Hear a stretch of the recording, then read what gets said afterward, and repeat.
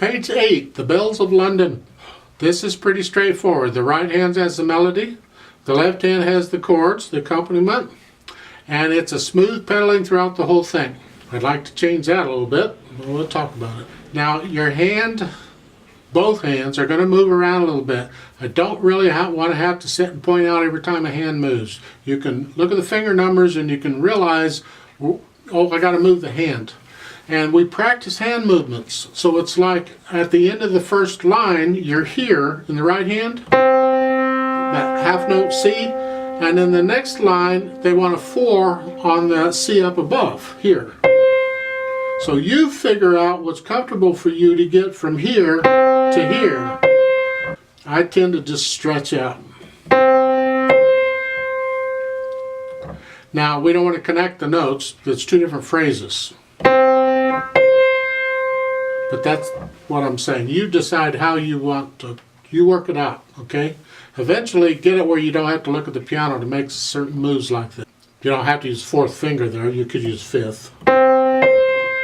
Just make sure on the A, the second note, use the index finger on the A. So if you're going to use fifth on that C, make sure you get stick, because you need the little finger for the D, is what they're after. So I could, do the octave, 1-5. That's fine. There's nothing wrong with that.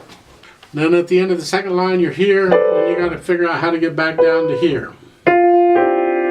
You decide how you're going to do that, okay?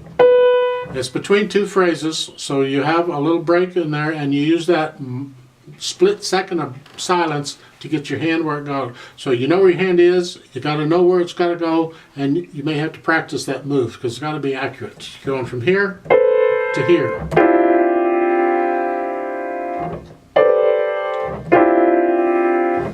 The left hand is, you're moving up or down one note, one key. Try and get where you don't have to look at the piano for that. Just do it, okay? And the second line, you're down here. And the last line, you're here, and then you have that B flat. You can, if you want, for that second measure, the B flat F, you can use a little finger and a second finger on the F, too, if you want. The pedaling is legato pedaling throughout, and I like to change that. I like to hear a break between the phrases.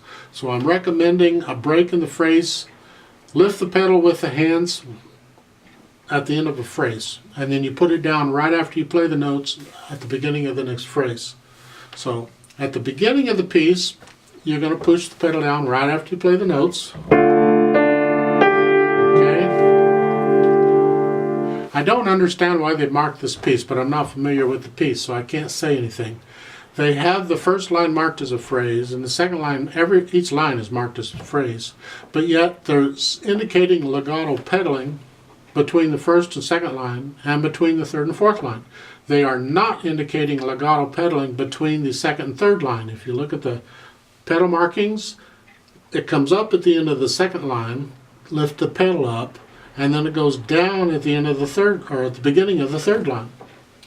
See, that's not a legato pedaling in there. So I don't know why they're separating the phrases in the middle of the piece, but they're not separating the phrases, the other phrases. So I'm going to just pretend they know what they're doing, and we're going to use legato pedaling exactly the way they've got it, except when you get to the end of the second line, you lift the pedal up with the fingers and then push it down right after you play the notes in the third line, so we get a little bit of silence between them. So it's like this. So just a little bit of silence in there. Otherwise, I guess it's legato pedaling throughout. Okay, if that's what they want. Now, dynamics wise, each line is a little different dynamic. You do the dynamics, I'm just going to play it. Okay, so you can do the mezzo forte. There's not a lot of difference between a mezzo forte and a mezzo piano. There's just a little bit. So, the second line is just a little softer than the first line, not much. The last line is piano, that's soft. That's the softest line there. Not very soft, just soft. Okay. 3/4 time, C major, I guess.